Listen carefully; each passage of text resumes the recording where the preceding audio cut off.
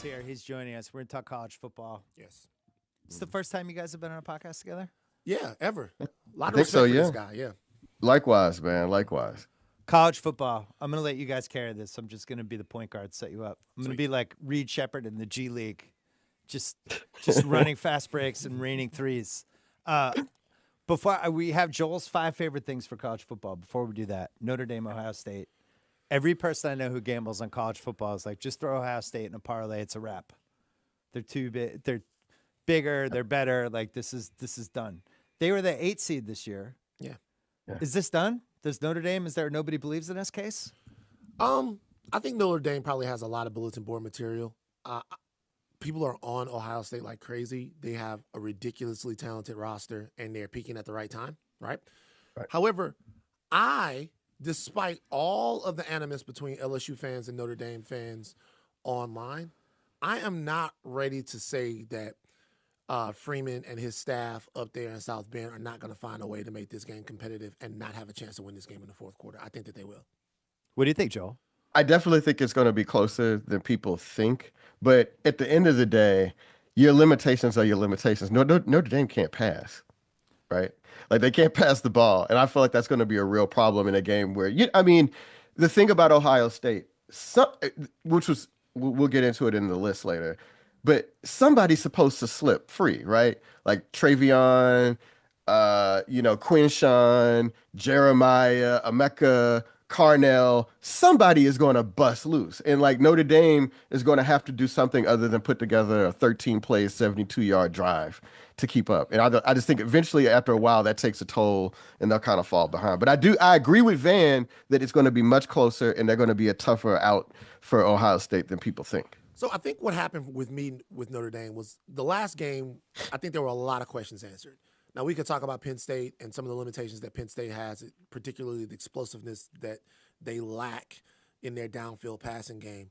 But a lot of questions, should I say, that people were asking about Notre Dame in the game, which was if they ever got behind, right, could they play from behind? Did the offense have enough wrinkles? Did they have dynamic enough talent on that side of the ball to get them back into a game where they couldn't play complementary football, defense. Like a Pittsburgh Steelers situation? Exactly. We're down 14. The game is now over. It's over. It's it, yeah. But they got down 10. Yeah. They got down 10, and Riley Leonard was even knocked out of the game, which honestly I think kind of worked in Notre Dame's favor a little bit because they weren't really preparing for the backup quarterback to come in there and complete a couple of passes. And they played from behind. And they made enough plays in the passing game in that game against a quality, not quite as good as Ohio State defense, maybe not, but it's pretty comparable. A quality Penn State defense. They made enough plays in the passing game to go win the game. They are facing an uphill battle, but for some reason, I think the game will be competitive. Yeah. I don't think I can't envision a scenario in which Notre Dame can get to 24, and that's why I don't think they can win. And I feel like Ohio State can kind of F up, and can we can't curse here, right? I can say fuck yeah. Fuck. Yeah, I can say fuck. you Okay. I just make sure. Well, I know y'all curse, but I'm new here, right?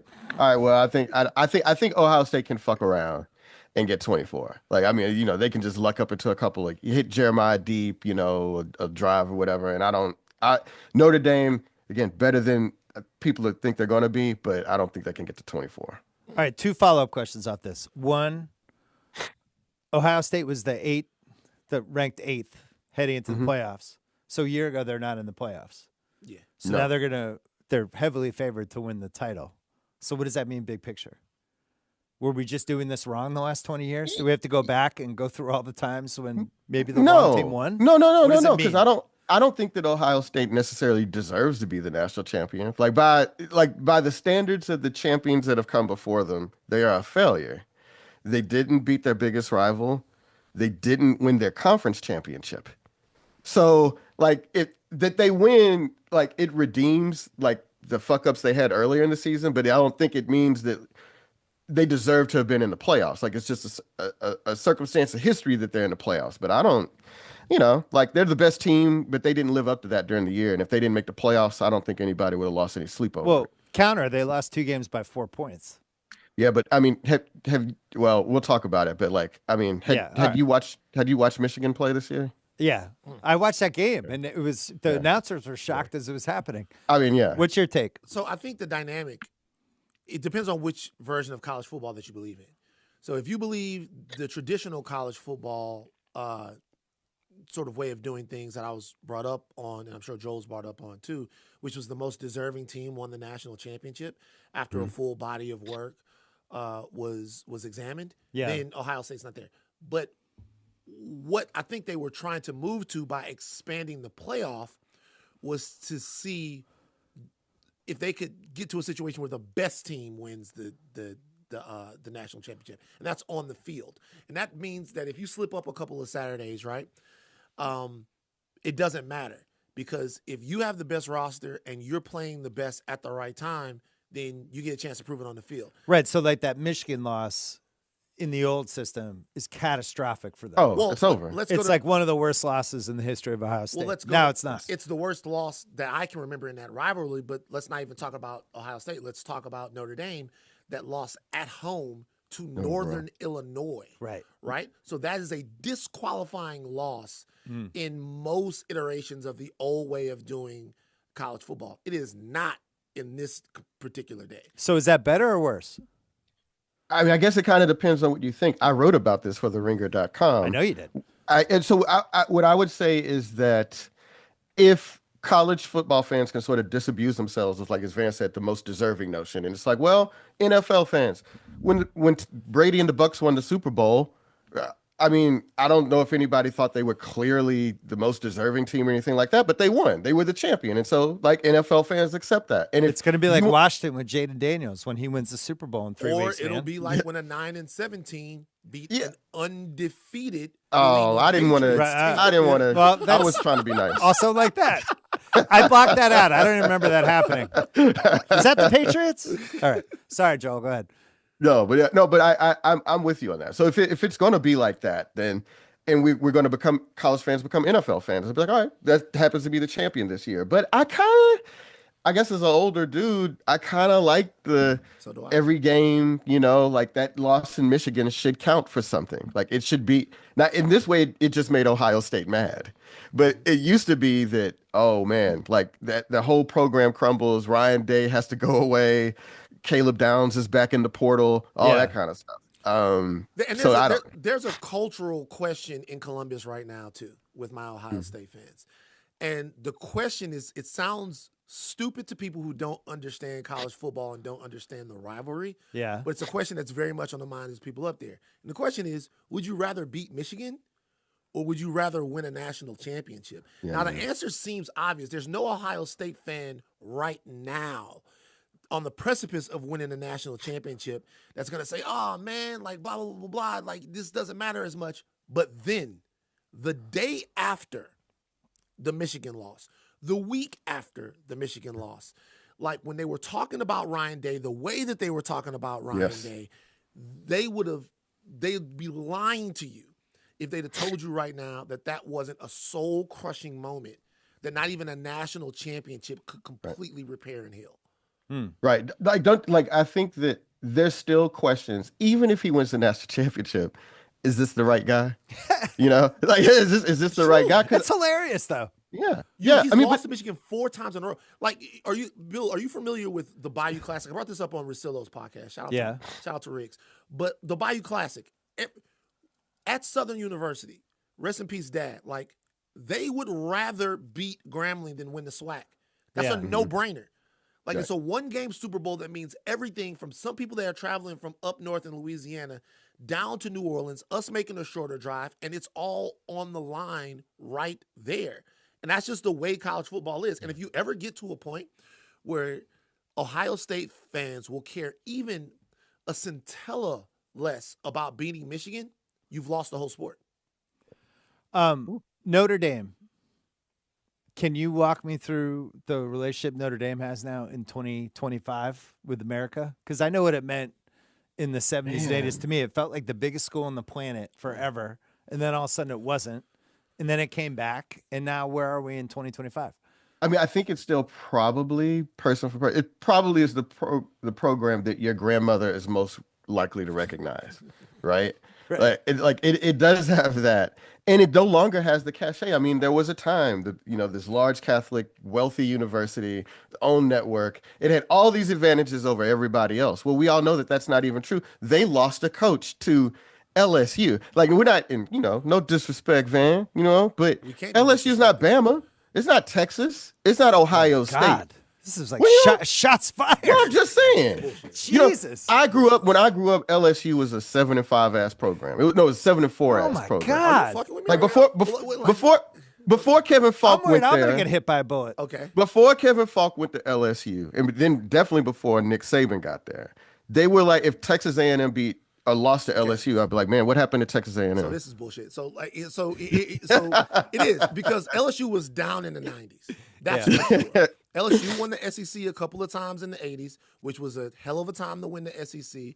The program was pretty good. It was a very important. We had a Heisman Trophy winner, all of that stuff. LSU, we talking about Billy Cannon? Yeah, I'm talking about Billy Cannon, 1958. That matters, right? Okay. When y'all talk about 58. When y'all talk, hold on. Now do I get to count my Celtics title from 1958 for you now? Y'all count all them titles from back. You don't count them. Like, y'all count all of them titles from back in the segregated days in Boston, not in the NBA.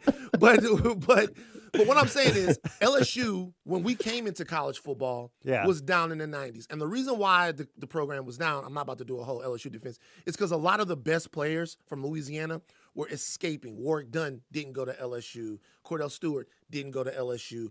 Some of these people, what happened was Nick Saban was able to reorient, and Jerry DiNardo to a degree was able to reorient the position of LSU in Louisiana, where we could keep some of the talent back at home. And when that started, we became a perennial power. Let me throw this theory at you, because I say that Nick Saban actually integrated the SEC.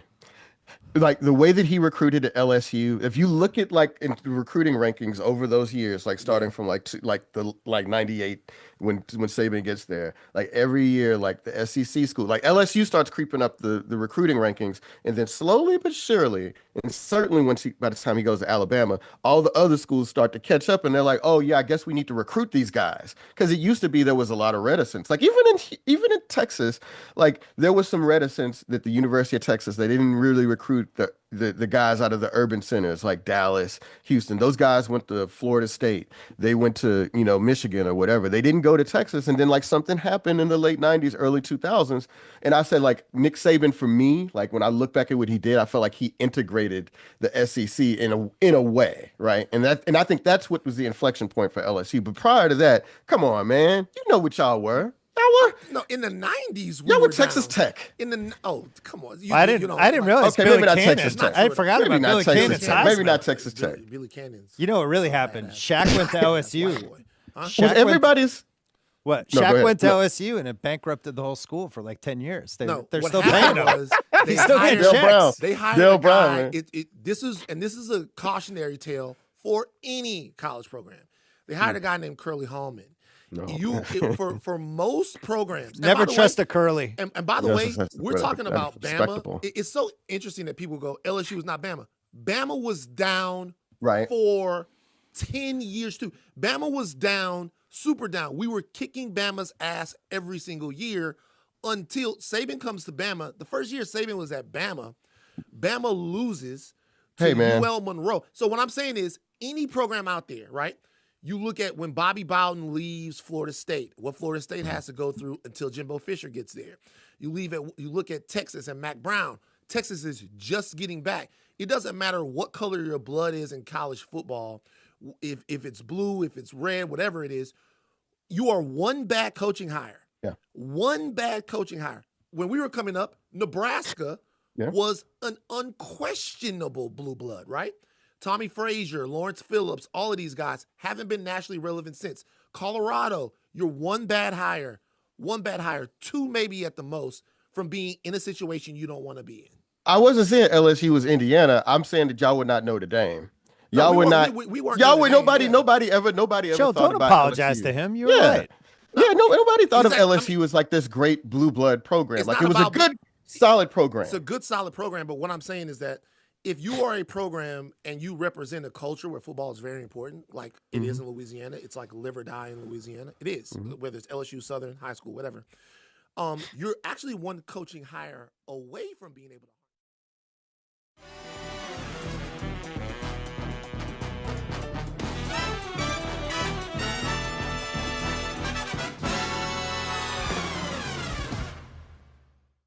Let's roll, baby. Welcome in. It is the Ringer Sunday pregame, part 2. Getting you set for 2 monstrous matchup here in the divisional round, 3, 640, and we'll see who's playing next week on Championship Sunday. Well, we know 2 of the teams that are playing Championship Sunday, and it is going to be a thing of beauty to one of our wise guys. Let's welcome in the fellas, Cousin Sal, Raheem Palmer, and you see the hat, you see the shirt. Joe House, first time since 1991. Your Washington, whatever they're called these days, they're playing in the NFC title game. Mazel tov. Congratulations, baby. Just unbelievable. What a time to be alive. Nobody would dare dream this thing. Now, I did ask all of us to please put some respect on that man's name. I did ask that last night, and you know what?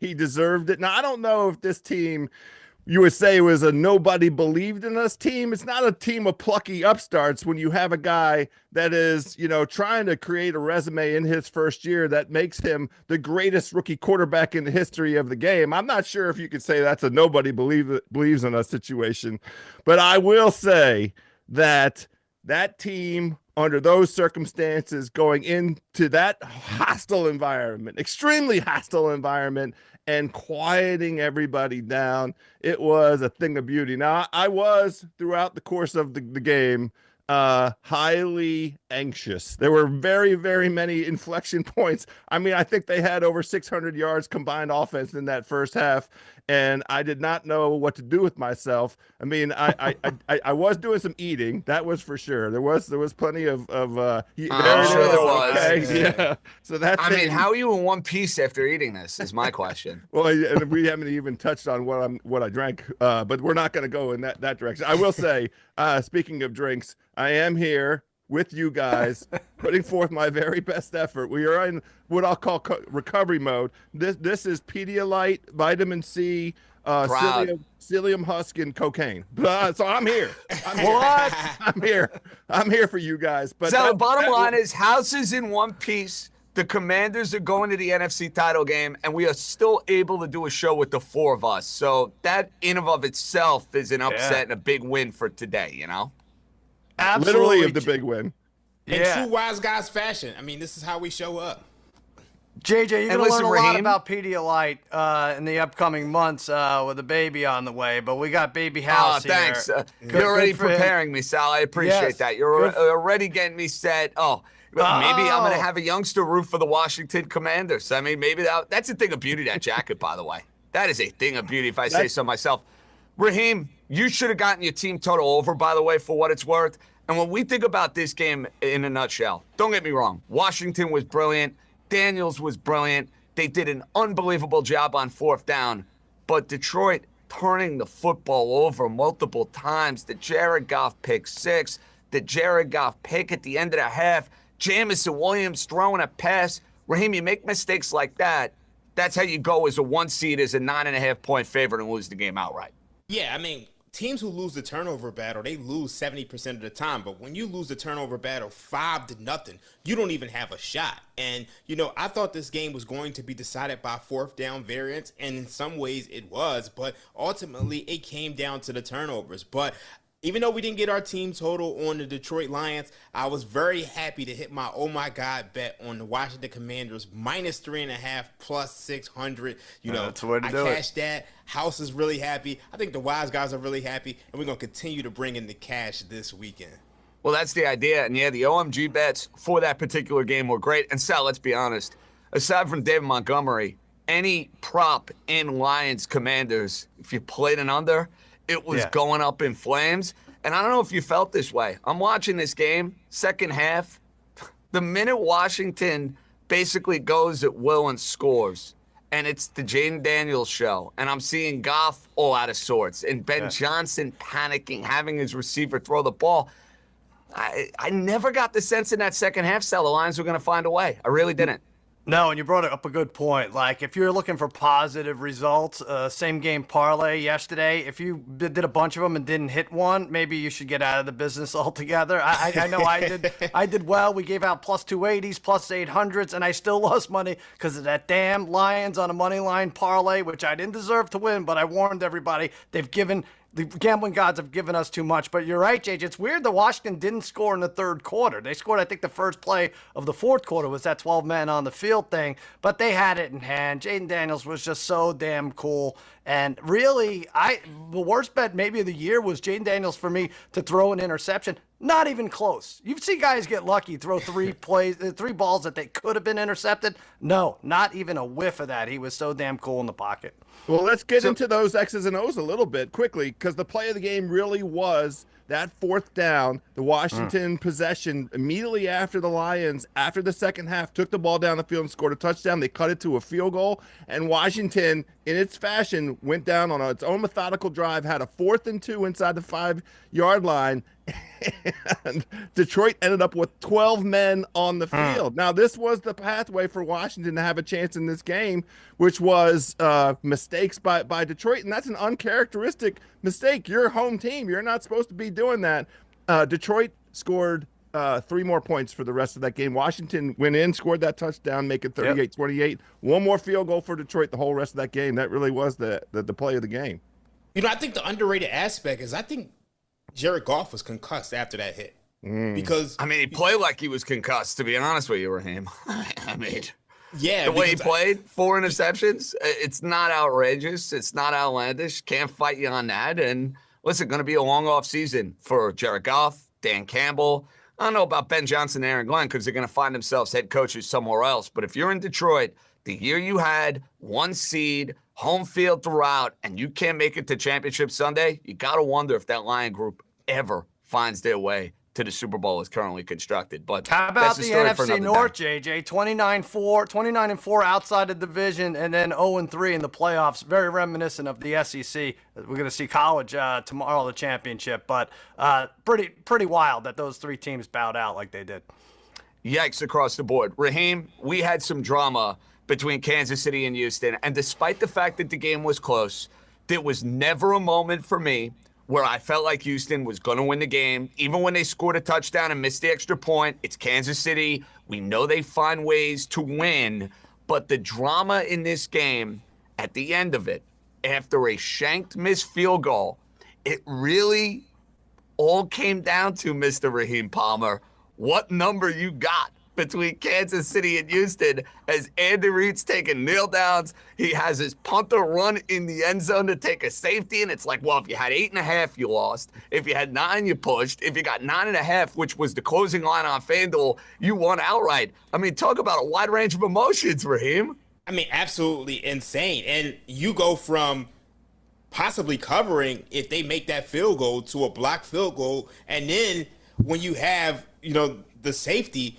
it's just absolutely incredible. I was fortunate because I was on the Chiefs -8.5. I got the best of the number. It's unfortunate that you guys bet the opposite of me and didn't get the best of it. So that's a shame. I feel bad for you guys. Sal, I think I might file a protest considering that the closing line on FanDuel ended up at 9.5 as we were doing the show. Right. It's like we could have been, taken care of by our particular crew and whatnot, but they wanted to take care of Raheem. We'll have to live with it, Sal. But you know what else we'll have to live with? Patrick Mahomes getting more phantom calls going his way. And listen, you watch the Chiefs. I mean, you just know it's par for the course. There are going to be ridiculous calls that go against the team that's playing Mahomes. Some of those calls in that game were absolutely ridiculous. Yeah, par for the course, but I feel like 3 or 4 extra mulligans for the Chiefs. And listen, I'm not a ref basher when it comes to the Chiefs because I'm friends with Harry, who marches in Capitol Hill and screams about how the Chiefs get away with everything. But Mahomes is completely taking advantage now, right? When he's doing like a sideway slide into the hash mark, or really hanging out by the review it all. Review all the multiple personal fouls. Do it. You review turnovers, you review touchdowns, review a personal foul. It's 15 yards, and with the way these guys are kicking, it leads to a score almost every time. So, yeah, that sucked. And, JJ, by the way, if you would have told, even at 8.5, they would have told me and you, the Chiefs are only going to have 230 total yards. How much would we have loaded up on Texans plus 8.5? That much more. And the Texans didn't turn the football over. They outgained them by 100-plus yards. They still go and lose the game. Let's keep it real. You could either be mad at the Chiefs or you can bet on them and win money. They are inevitable. Sure. And that's what it comes down to. Well, when it comes to winning these games, yes. And when we look at their next 2 matchups, if indeed they win the AFC title game and they get to the Super Bowl, we are not going to be talking about them as a monstrous favorite. Quickly, House. Travis Kelce, I could guarantee you this. Not going to get him at 50-plus yards at -110 next week. What a gift that was. Congratulations to the whole world who understood exactly what was going to happen there, which is, it's the playoffs. Well, guess what? We've had this beautiful Ferrari, this 1967 Ferrari under the cover. We're gonna take it off. It doesn't need much dusting. Put this thing out and let that baby hum. Let it run. And look, that's what they do. This is Chiefs football. They handle their business every week. This is why I had to play them on the money line. I didn't want to mess around with all those points, but tremendous performance by Kelce and Mahomes. What a combo. Obviously, a lot of reaction. 2 games down. Let's not waste any more time. Let's get to it. It's time to wisen up for the Rams and the Eagles.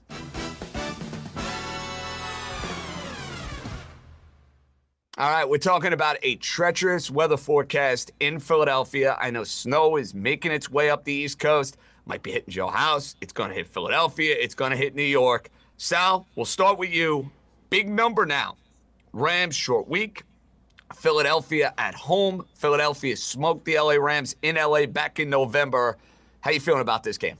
Well, I think I'm going to take the coward's way out here, JJ, in a couple of different facets. First of all, I'm taking the teaser. Eagles down to -0.5 and under 48.5. And the other cowardly thing to do is I'm betting against the Rams. What a great story it would be, but I think it's just too much. It's essentially 2 road games in 6 days. They had to go to Glendale. They came back. There's still some bad stuff going on here in L.A. Pets, families, everything moving it around. And now all the way to Philly, like you said, cross country. Good news for the Rams is I took this doom and gloom approach with Washington going on the road, so maybe they come through. But I don't think the key is I don't think the Rams defense will be as hopped up as it was last week. What did they dump Darnold? Like 9 times? It was insane. Now you have a mobile quarterback. Hurts doesn't get sacked too much. And like you said, frigid conditions, it's going to be a ground game. And no one's better than the Eagles getting it to 3rd and 3 and 3rd and 1. And then that's an automatic conversion the way they run their offense. So Rams allow 130 rushing yards per game. Cold, rainy game could be. Stafford has only played 1 outdoor cold game. That was against the Jets, JJ, where he scored 19. Could be a similar thing. You know, Vic Fangio's defense dumped him 5 times when they first met. I think this is 24-16 Eagles, and that might be even a little high for that. I prefer the under, but I'm going teaser here. Eagles and the under for our guy, Cousin Sal. Okay, Raheem, are we going tease? Are we going straight? What are we feeling?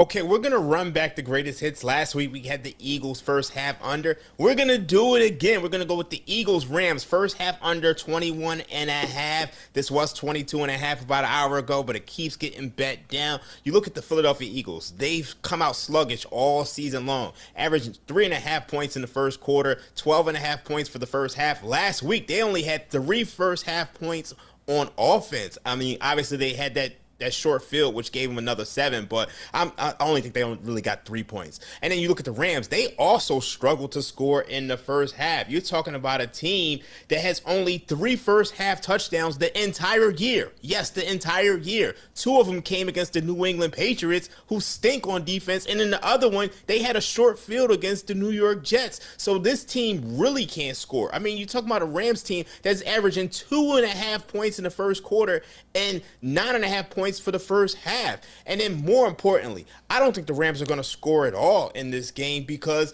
they're facing an Eagles defense which plays a ton of man coverage. They don't have to blitz, and the Eagles can get pressure without blitzing, and that's going to cause a lot of problems. Stafford is 32nd in success rate and 20th in EPA against man coverage. Let's go first half under. Let's keep it boring, like Stringer Bell said in The Wire. All right, the boys are feeling a low-scoring game. Raheem feeling a low-scoring half. Okay, House.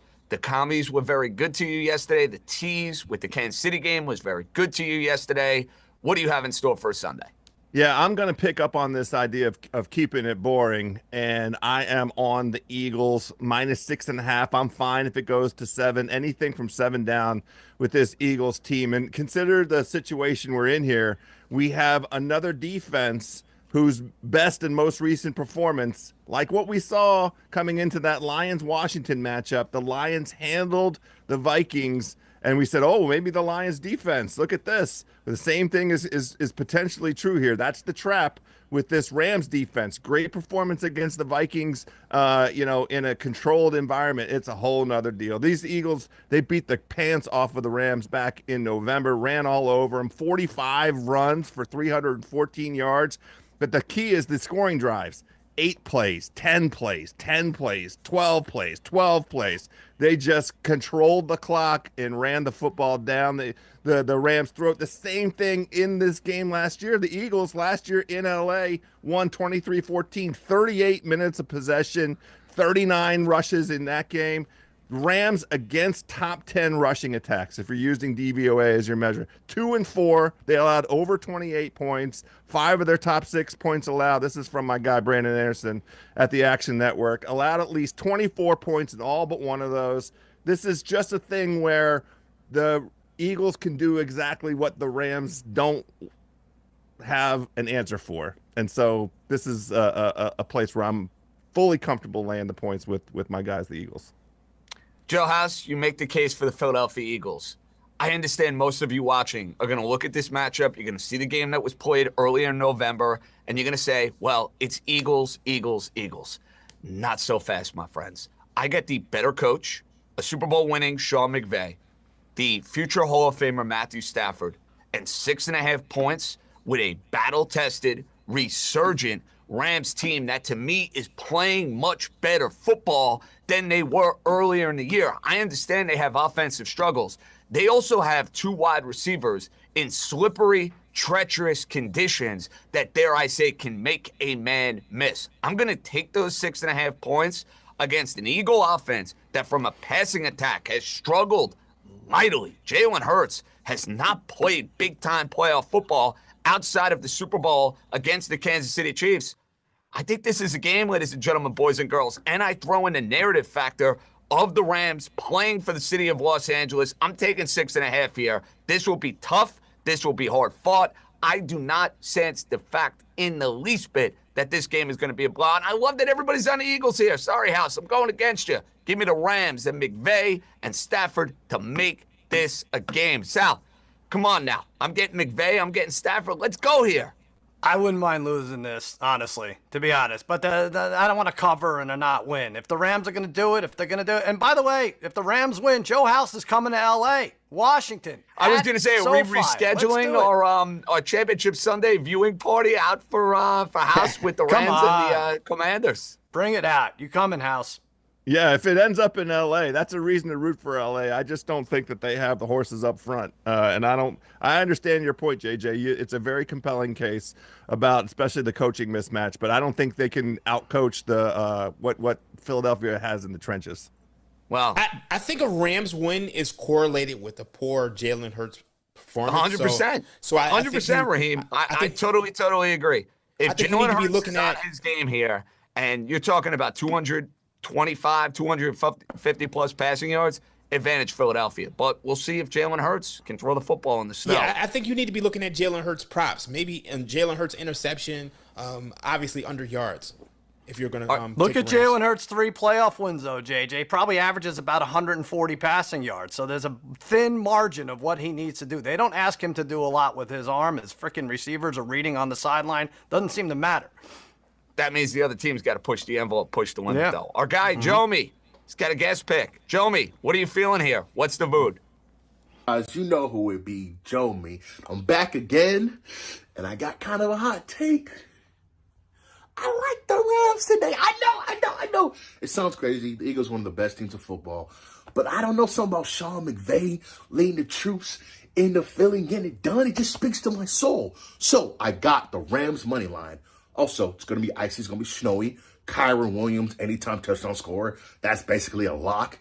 And if you're not going to be passing the ball, you're going to be running the ball. So I got the Puka under on receiving yards as well. Okay, what do you guys think? Am I making a smart decision or am I tripping a little bit? Appreciate y'all letting me know. I mean, this is a very juicy parlay. To me, the only thing that's missing is I'd flip Puka Nacua with the under to the over. I mean, if you're in on the Rams, you got to figure Puka Nacua going to go and have a monstrous day. Good transition here, though, boys, because we go from, all right, Raheem doesn't like it. And Raheem, while you make the case that you don't like the Jomi SGP, you also can give us your player props. So give us 2 for 1 here. Okay, let's go with Dallas Goedert over 3.5 receptions. He's logged back-to-back games with 6 targets and 4 catches to close out the season. And if you look at this Rams team, they're allowed 106 receptions to tight ends, tied for second most in the NFL behind the Cincinnati Bengals. And we know the Bengals, they could not stop a nosebleed this year. So if you can't stop tight ends, and we know A.J. Brown is not 100%, I think Jalen Hurts is going to continue to look Dallas Goedert's way. You saw that stiff arm last week. I mean, that was violent. I think he does that to the Rams this week. But I just don't think the Rams have a chance in this spot. So I don't like the SGP at all. I'm sorry. But, yeah, that's my prop, and that's my case for the Eagles. Listen. The tight ends have been good to us here this postseason. Zach Ertz, Laporta yesterday. So I like the idea of getting involved with Dallas Goedert. House, you're looking at reliable for a player prop. Well, it correlates to my forecast for this game and the weather forecast as well, which is snow and bad conditions. We're going with Saquon Barkley over 21.5 rush attempts. It feels like a light number. I have to be honest with you. He's gone over this total in 6 of his last 8 games. The weather has all of that snow. Barkley carried the ball 26 times in his first meeting against the Rams. he is going to be the focal point of this offense, and they don't throw the ball to him anymore. They need the ball in his hands. They're going to just give it to him and let him run down the field behind that road sled front offensive line that the Eagles possess. Saquon over 21.5 rush attempts. Let's cash it. All right, you're feeling a big day for Saquon Barkley on the ground. So too is our buddy Raheem Palmer. Cut and Sal, you're looking at Jalen Hurts. Yeah, I am, and House called it. It's going to be colder than a toilet seat in Anchorage over there in Philly. So run. Why waste any time doing anything else if you're the Eagles? Like I said, Hurts under 25.5 pass attempts. They know they can win without him throwing much. In his 3 playoff wins, he averages around 20 attempts. He's gone under 26 attempts in 10 of his last 12. And every time he throws the ball to a receiver, they're on the sideline, like I said, reading, Eat, Pray, Love. So I'm going to go under, handoff, tush, push, boring, under 25.5 pass attempts for Jalen Hurts. I'm going to piggyback off of that with Jalen Hurts as I see some crab legs right there. I'm looking at his rushing prop. It's at 39.5. Jalen Hurts in these big games relies on his legs. It's pretty simple. If you watch Jalen Hurts play in the postseason, relies on his legs. You throw in the fact that the Rams have a very potent and a very aggressive pass rush. It's going to lead to more runs. It's going to lead to more success. I think he hits this with relative ease, guys. I'll take Jalen Hurts over 39.5, and I'm not going to think twice. Okay. Kneel down. Don't worry. Oh, no, we don't need to kneel down. Be careful. No. Just get to 60, and we got nothing to worry about. We get to 60, right. I don't got to sweat out that kneel down. Anyway, we're going to have a little yard sale here on the Ringer Sunday pregame. Well, we're going to try to find the player who's going to have the most yards. We're going to try to find some value in this. Sal, I was never a fan for a yard sale. I think you get ripped off. I think you get a bunch of crap. So hopefully we get something that's quality. Right. No, I never get anything good at a yard sale. Well, what about a swap meet? We can make it a swap meet. Would that work? You feel better about that? It might, but hopefully, House, you got to win it for us. But Sal, I need yours first. All right, well, mine is a long shot. Yeah, mine is like finding the 51 mantle at a yard sale, but it's Keon Coleman for most receiving yards on the day, plus 2,400. Now, anyone who's had this guy in fantasy, me included, I couldn't figure out when to start him, when to sit him. It was feast or famine with him. But here's my reasoning. I think that Eagles-Rams game, we all talked about it. I think it could be super low scoring, not a lot of passing. So the top receiver guy should come out of this Bills-Ravens game, asking them to provide the offense through the air. Zay Flowers is not going to play, right? So there's one guy down. Coleman can break free for 60 yards. He has 3 catches, 49 or more yards this year. I think the FSU alum he's a burner. He had a 125-yard game earlier in the year. I think these odds are crazy at 24-1. He could do it. Thank you, FanDuel. This may be an early Valentine's Day gift for me. Taking a shot on Keon Coleman. Now, how's for your yard sale purchase? You're not looking for a long shot. You're looking for the shiny piece of furniture that's just eye-popping the minute you walk in, and you're looking at maybe the best running back in the NFL. You go from Saquon Barkley to Derrick Henry. Yeah, this is a value play. You described that piece of furniture, JJ. Somehow the owners have underpriced this beautiful piece of furniture that they put out there. This is just the idea that Saquon is listed at plus 110 right now, and I get Derrick Henry at nearly 2-1, nearly double that. I don't understand the pricing. If these two were close in price, this would not be my play. But, I mean, Henry's outgained Barkley 6 times this season, the last 2 times, both of them on the field. At the same time, Henry is averaging 158 yards per game in his last 4, with 138 yards as the low water mark. Shout out to my guy Cleve TA for some of the data here. I like Derrick Henry. I think this is the way that Baltimore is going to win their football game, and I think there's going to be more snow in Philly than there is up in Baltimore. So I think that footing-wise, Derrick Henry has the advantage. I love this plus 210. Raheem, for the yard sale, you're thinking about passing yards, and you're thinking about the quarterback on the Los Angeles Rams. Yeah, I'm going to go with Matthew Stafford, most passing yards plus 290. Look at the 4 quarterbacks who are playing football today. Lamar Jackson, we know he plays in a run-first offense. He's only surpassed 20 passing yards in 2 out of his last 8 games. And if you look at that matchup against the Bills earlier this year, he was 13 of 18 for 156 yards. So this is actually correlated with what House said on Derrick Henry. Then you look at Josh Allen. He's going up against a tough Baltimore Ravens defense. He only was 16 of 29 for 180 passing yards in that first matchup. And then we know Jalen Hurts isn't throwing the ball, so somebody has to have the most passing yards, and I think it's Matthew Stafford. He may not be efficient, but they could be chasing points, and I think he's going to get there. Like this play a lot. Now, I had a hard time with the yard sale. I'm not going to lie. I don't like yard sales a ton. I was trying to figure out what I was going to do.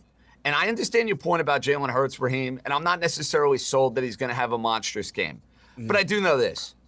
For yardage, you want guys who are home run hitters. You want guys who have the capability of making big plays. I'm taking a shot here on Devontae Smith.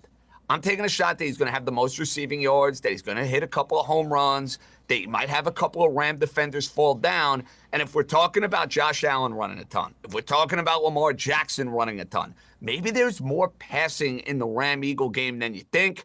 I'll take a shot here at plus 900 because you know what? I want to take a home run. I want to hit a home run. Let's go with Devontae Smith. We got a lot more coming your way. We got a family meal. We'll try to make it another 4 for 4 with our OMG bets, and we'll break down all the action. The Ravens, the Bills, Allen, Jackson. Can't get here soon enough. Ringer Sunday pregame rolls along right after this.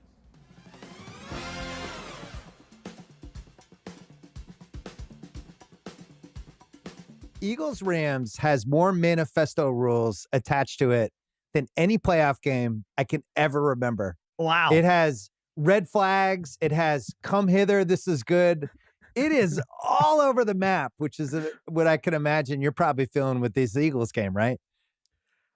I actually feel like they're going to win pretty handily in this game. My God. Yeah, I'm not usually like that. I've been on the fence. I wasn't sure about that Packers game. I feel pretty confident that the Eagles are going to win this game. So I need to hear the violations they have going in. So we got to go through the manifesto. Before we do, House, you're leaning Eagles. You're Eagles-ish too for this game, correct? I'm beyond Eagles-ish. I'm full on Eagle hump. I mean, it's go birds go. I think that this is a terrible spot for the Rams. I think that the Eagles have advantages on both sides of the line, both defensive line and offensive line. It's like we're playing in the freezing effing cold, and I know the team that has the better lines. Let's go. Let's go get a W. 35 degrees, maybe worse. Rain and snow potentially. Matthew Stafford coming from LA. I'll go through some of the manifesto rules because it really is eye-opening.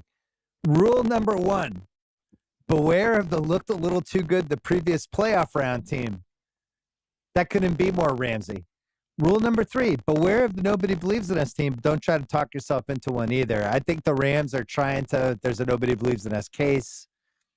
Rule number 4, a sad one, but beware of any team that might use a major off-field distraction as a galvanizing force leading up to a game. We saw that last week. The Rams, all the terrible stuff in LA, it really seemed like it affected them in the game positively. Rule number 6, never pick an underdog unless you genuinely believe that it has a chance to win.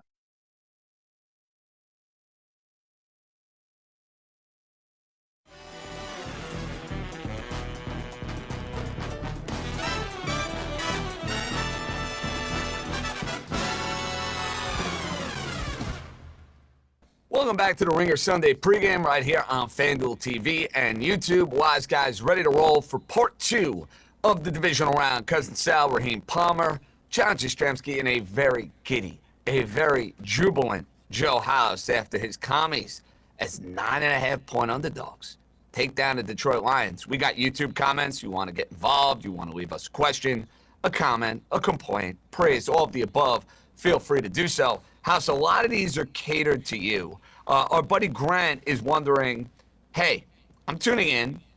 I want to see how hungover House is. So, House, you're in the flesh. You actually look pretty spiffy, dude. The Pedialyte's taking care of you. You're doing A-okay. Yeah, as far as anybody is concerned, this is just Pedialyte, and it has really put a pep in my No step. hair of the dog. That I'm boy. I'm here for the NJ flu game. I mean, what I want to do is give out nothing but winners. This is a bounce back moment. We can do it. We had 2 wise wagers hit yesterday. Why can't we do it again today? You know, not for nothing. Listen, I appreciate you playing hurt.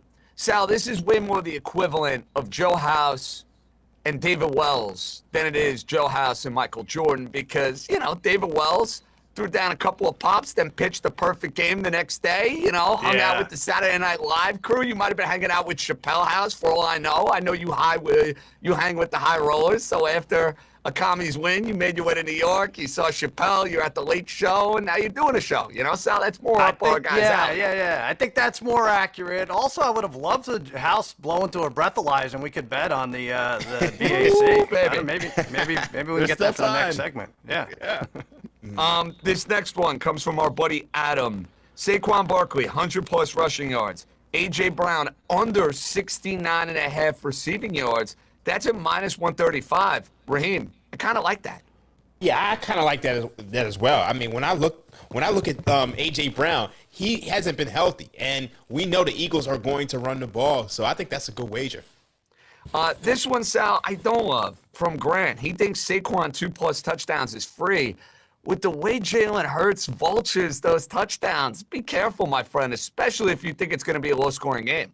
I've been on the wrong side of this so many times thinking Barkley, they want to bolster his MVP status, his resume. They're going to give it to him finally down low. No, it's almost always Jalen Hurts. And by the way, Barkley could have a 60-yard scamper to the end zone with no one behind him, and he'll slide at the 6. So I don't know if you could trust this one, Grant.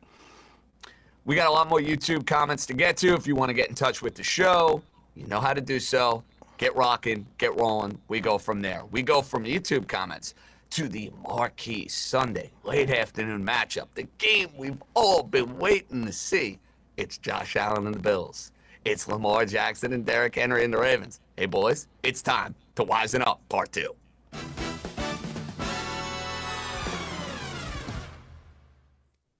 I can't wait to watch this game.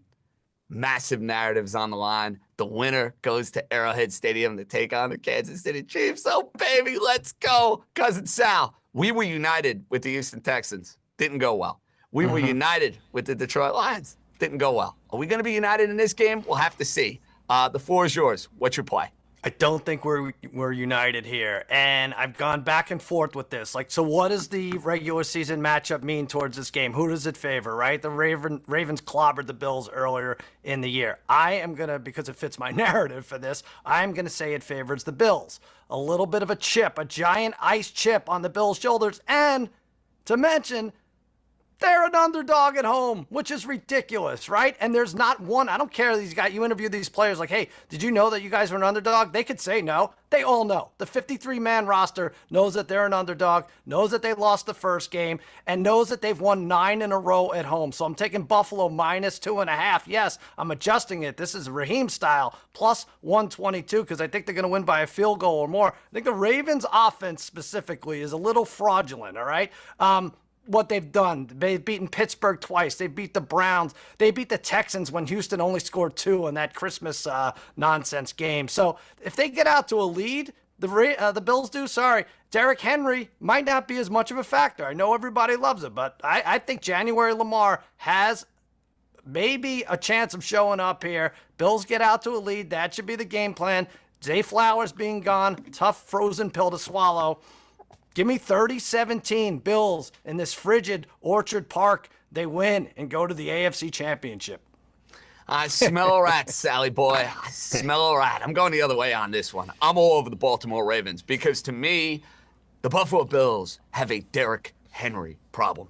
It's really as simple as that. Derrick Henry ran all over them earlier in the year. You referenced the game. But let's go back to when Derrick Henry was a member of the Tennessee Titans. The Buffalo Bills couldn't slow this guy down. You throw in the fact that I am getting a Baltimore team that to me is just way better defensively. I'm getting a Baltimore team that's better coached. I mean, I'm getting a Super Bowl winning head coach against Sean McDermott, who screwed up the clock against the Rams. He screwed up the clock against Kansas City a few years ago in the divisional round. I do not trust Sean McDermott in a big game. And I get that nobody believes in us theory. I get the idea of going with Josh Allen, who, yes, has been a better playoff quarterback than Lamar Jackson. All fair, all accurate. You're going with nobody believes in us. I'm going with the better team. Pound for pound, I think Baltimore is better. I don't think Buffalo matches up. I am taking the Baltimore Ravens. I'm not getting cute with this one either. Money line, minus 118. Who needs those points? Take Baltimore. They get to the AFC title game. We get a rematch of the game we saw last year. Okay, Joe House, we got one pick on the Bills. We got another pick on the Ravens. Maybe you break the tie. Yeah, JJ, I'm on your side here. I love the Bills offense. I respect it. They've been great all season long, and I love them at home. I love that home crowd. This is just a tough draw for them. Baltimore minus 1.5 is my play. I like the price of that. I don't mind laying the little tiny bit there rather than playing the money line, and I think that Baltimore could win by margin here. The problem is Buffalo's defense. When they go up against top offenses, they're not good. They gave up 30 points per game in 6 games against the top 12 offenses that they played by DVOA. And you hit on it, JJ. The issue is their front seven. It's a light front seven. They can load up. They can do whatever they can in terms of personnel. They just don't have enough ass. I mean, I don't know how to put it other than that. The issue is My God, Derrick he's drunk. Henry. Look, here we go. I'm trying my best. But the issue is that Derrick Henry running with Mr. Picard, the fullback back there, they ran for over 200 yards, and they can formulate. Baltimore is a 1-on-1 in this way. An offensive line jumbo package that is not capable of being replicated by any other team in the entire NFL. So this handicap is very similar to that Eagles-Rams handicap. I think the Baltimore runs it early, runs it often, and then you have Lamar with RPO option, and we watched what he did to Pittsburgh. I'm fine with laying a little bit of point here with the Ravens. The only way the Ravens lose this is if they beat themselves. Penalties, turnovers, special team miscue. But I think that this is the year, the combination of Derrick Henry with Lamar together, that they get over the hump and we start to see, Lamar's playoff resume get a little bit shinier. Okay, Raheem, we got 3 straight-up picks in this game. You, sir, are going to handle Buffalo and Baltimore a little bit differently. Yeah, I'm going to go with the Baltimore Ravens on the money line in the first half. And this game's very tough for me. I do have the Baltimore Ravens power rated higher than the Buffalo Bills, but my model puts this game at a pick'em. So it kind of feels like you're flipping a coin here. But I think when you look at the Ravens, obviously they've been a monster in the first half with Lamar Jackson. 50, 28, and 2, 64% in the first half. So I'm going to play the greatest hits. And, you guys spoke about this game, but I look at the best unit on the field is the Baltimore Ravens rush offense. The worst unit on the field is the Bills rush defense. And I think the Ravens are going to be able to run the ball early and often. You saw in that last game, Derrick Henry had 24 carries for 199 yards. They had a 52% rushing success rate. So I think they're going to be able to find some success on the ground and get off to a fast start. And defensively, they stifled Josh Allen, something serious in that last game. He had one of the worst games he had in terms of success rate and EPA per play in 4 or 5 years. And I think that continues to start the game. But the reason I'm taking the first half is because I think there's some James Harden potential with Lamar Jackson. I think he has playoff demons he has to get over, and I'm just not willing to bet on this Ravens team to close a game, but I'm willing to bet on them to have a fast start. So my wisest wager for this game, Baltimore Ravens on the money line first half. If they don't win the first half, I could see the Bills just winning wire to wire, but I think the Ravens need to get off to a fast start, particularly on the road. Raheem mentions the idea of a fast start for Baltimore. Yeah. If I'm Buffalo in this game, and I think this kind of suits your handicap here, a lot of times teams defer. They want the ball in the second half. No. If I am McDermott, I win the coin toss. I want the ball. I want to go right down the field. I want to score. You on board with that? Yes.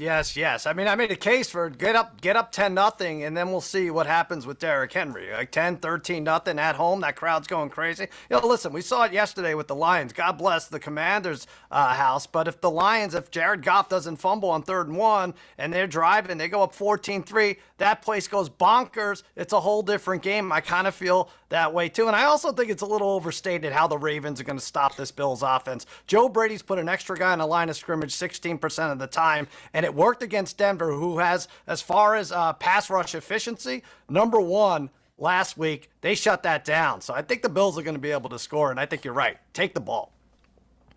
Guys, Deontay Lee, one of our Ringer NFL extraordinaires, has a player prop for us, and it's a player prop that we have been on board with when it comes to the Baltimore Ravens for quite a few weeks. Deontay, please share. What's up, guys? Glad to be back talking about the most anticipated playoff game so far between the Bills and the Ravens. It's hard to make a pick on volume because of what the weather conditions may be on Sunday. So for that reason, I'm taking Isaiah Likely going over 17.5 yards for his longest reception. Zay Flowers' status has been in doubt all week. Even if he were 100% cleared, I think this game calls for heavier personnel, which means that Isaiah Likely, more likely than not, on those play action passes or drop back passes, is going to be matched up on linebackers and safeties. I think he's got an athletic advantage there, and he can create after the catch. Don't be surprised to see him work in the middle of the field for a big gain when they play against the Bills on Sunday.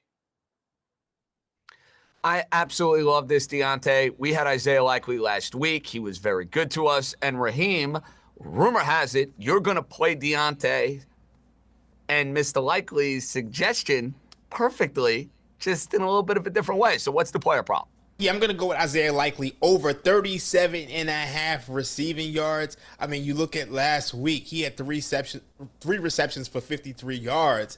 And I just think, without Zay Flowers, Deontay, he said it perfectly. They're going to play heavier personnel. And I think that puts them in a position to where, Isaiah Likely, he's going to get a ton of targets. So I just think this is an easy play. I mean, without Zay Flowers, I think this is just so easy. So let's go over. He has emerged in a big way, and I think you collaterate with Likely. Longest reception, over receiving yards, play him to score a touchdown. I like all of the above. Jailhouse, you're going with the quarterback of the Buffalo Bills. How you playing him from a player prop standpoint? Yeah, I'm playing Josh Allen over 8.5 rush attempts. And to me, if Buffalo has any hope of winning this game, he better be over 8.5 rush attempts. This is the time of year. We've been hitting on this theme over all of our shows now that the playoffs have arrived. Quarterbacks that can run, do run.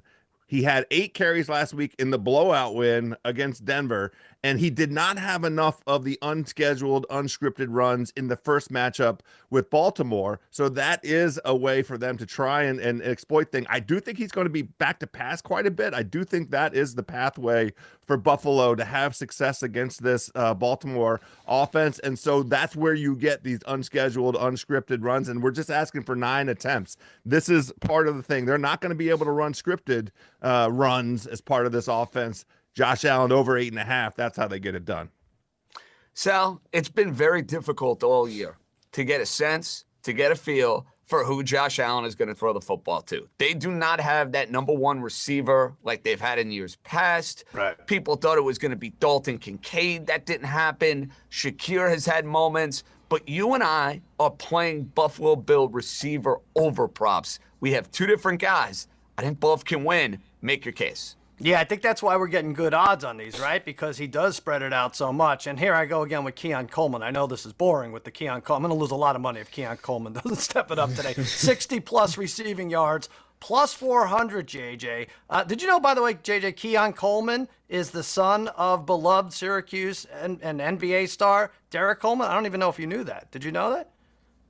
Is that accurate? No, it's not. No, I didn't think so. I had nothing else. Come on, the people in Western New York would know this stuff. Look at you trying to fake me out on a Sunday. No. Come on, man. I already gave my Keon Coleman stats, so I don't know what to say. He had a bunch of 60-plus yard receptions. He had a few games with 7 or 10 targets. Like you said, Josh Allen spreads it out, so you never really know what you're going to get with this offense. But this is the kind of guy who could break one. Give me 4-1 odds. That's he could get that on one catch. I like you taking a shot. I'm taking a shot as well. Not as juicy an odd price, but the Bills traded for Amari Cooper, thinking about games exactly like the one they're going to play on Sunday. You get a guy with pedigree. You got a guy who's played on a lot of teams. He's been in the postseason. This is where you rely on him. Not in the games, the Patriots or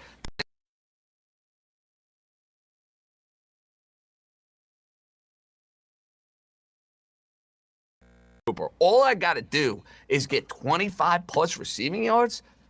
Done. 2 or 3 catches should get this done. I know he hasn't gotten a ton of targets. I know it's been sporadic.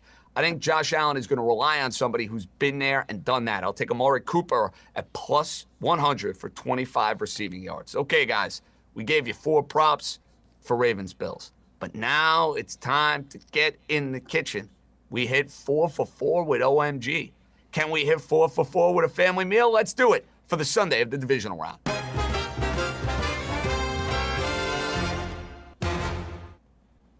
It's family meal time. House, I'll start with you. What do you have for us? Yeah, I'm taking Derrick Henry right off the top, over 96.5 rushing yards. I made the case in my breakdown of the handicap for the game. The Bills just don't have the personnel. And what this particular play really imagines is the second half with Baltimore doing a ground and pound kind of situation to try and control the outcome of the game and eliminate variance with potential turnovers. Buffalo, as I mentioned, they're bad against runs with a fullback, 30th in the NFL at 5.9 yards per carry. The Ravens ran for over 200 yards with Pat Ricard on the field in the first meeting, and Baltimore using 6 offensive linemen for these runs, and Henry now in these pistol runs, they implemented this idea after their bye. 60% of the time he runs from the pistol, and he's getting these giant runs out of it. 6 runs of 20 yards or more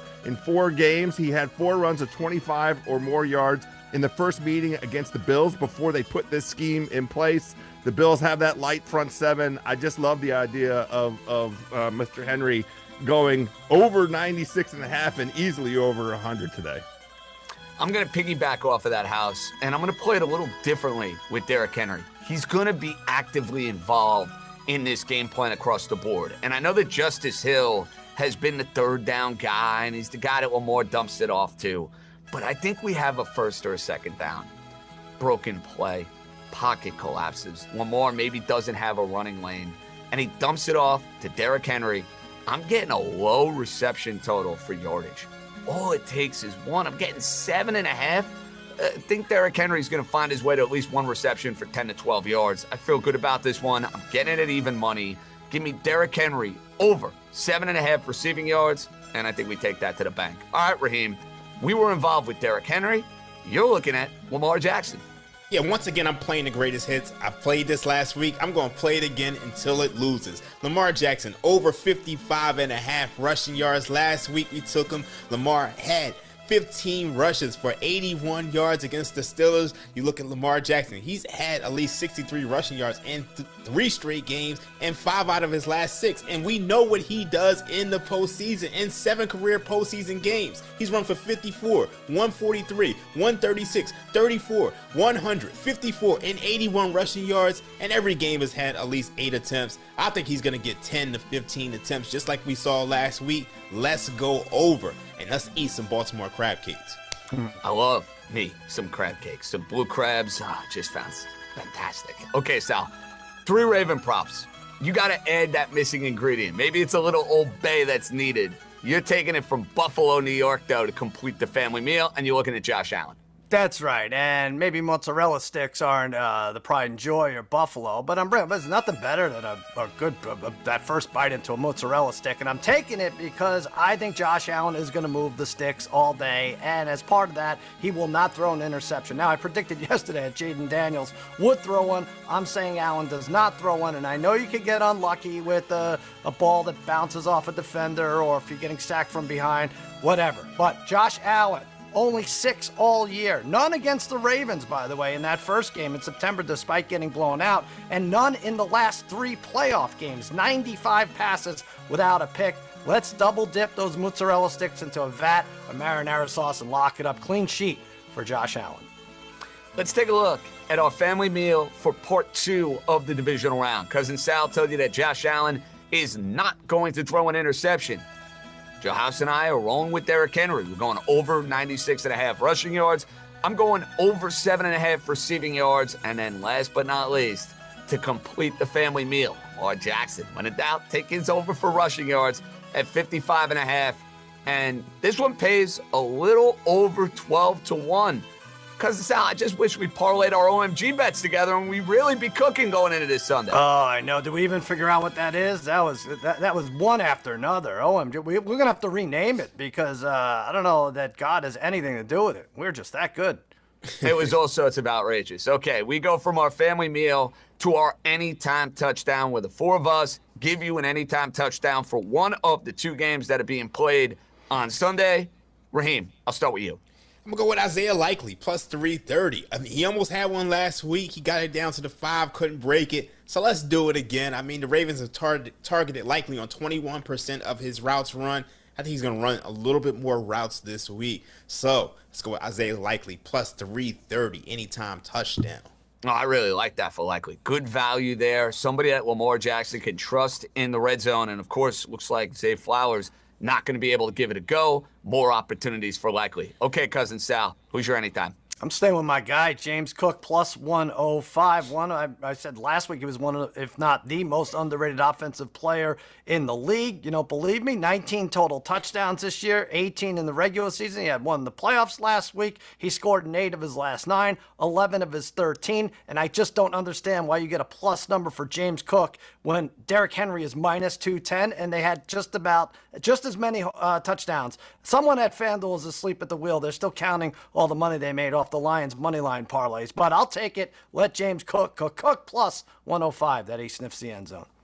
Okay, this could work out for the both of you, Joe House, because if we have a high-scoring game in Buffalo and James Cook gets involved, it's also possible your anytime touchdown gets involved. Who are you looking at for the Buffalo Bills? Yeah, I think the Cousin Sal and I are both going to be winners, and this is tied to my prop for this game, which is Josh Allen over 8.5 rushes. I love Josh Allen getting into the end zone at plus money, plus 105. We know he's not afraid to run. This is going to be a very important element of the Buffalo offensive attack. Last year, 3 touchdowns in 2 games.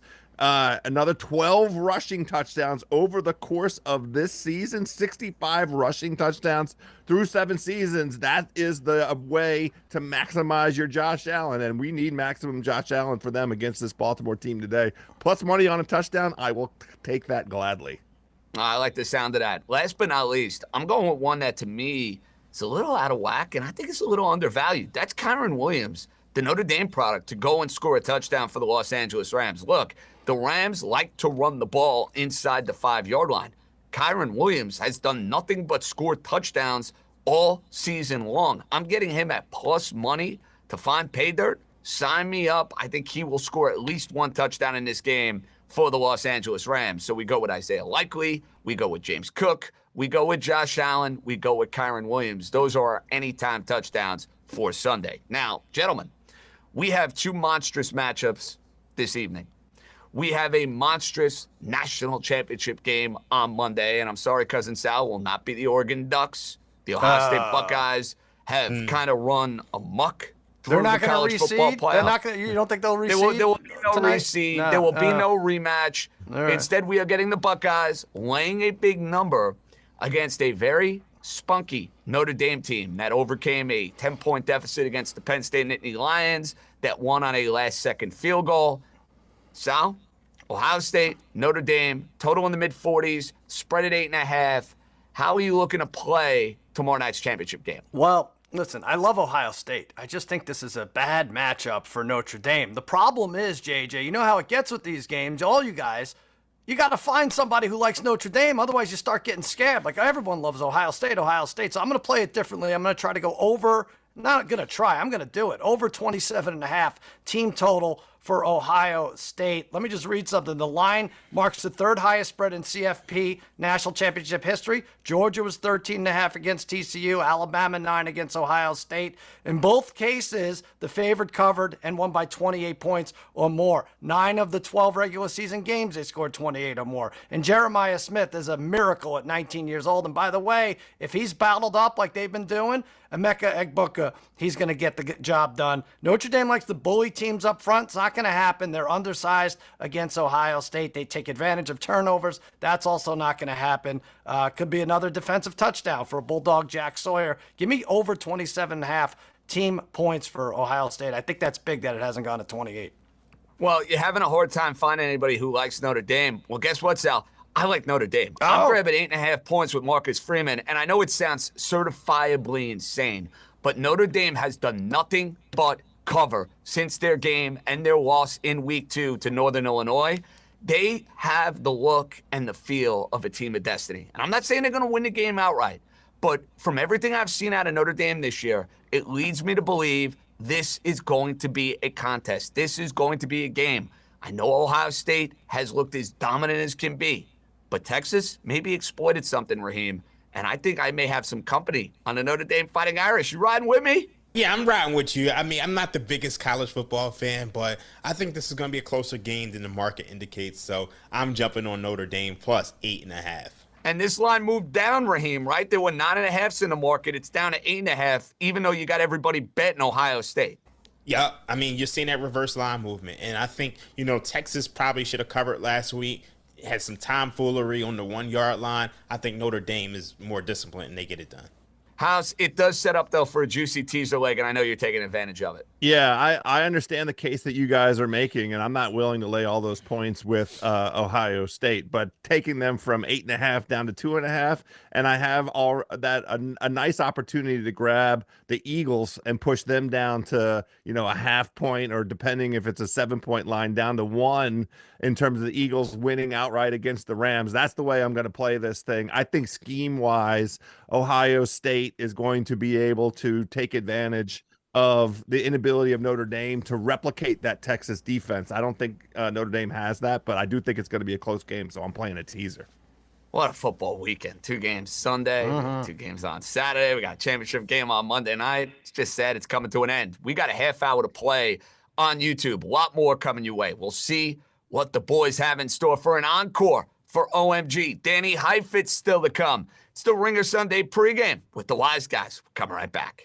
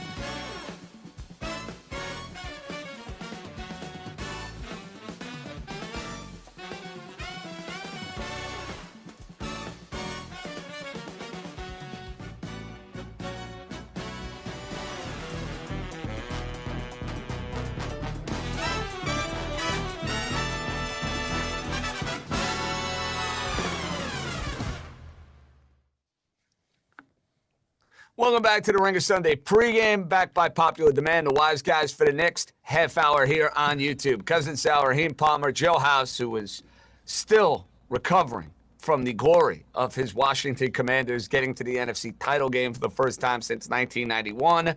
Thank heavens for Pedialyte. That's right, John Jastremski. We are rocking. We are rolling. Guys, gals, you want to get in touch with the show, feel free to do so. YouTube, Leave a comment, question, concern, complaint, praise, all of the above. This one comes from DBHATT. I'm not going to try to butcher a pronunciation. I'm not in the mood to do so today. Yeah. But, guys, any QB rushing attempt overs you like? Josh Allen is 8.5 at -120.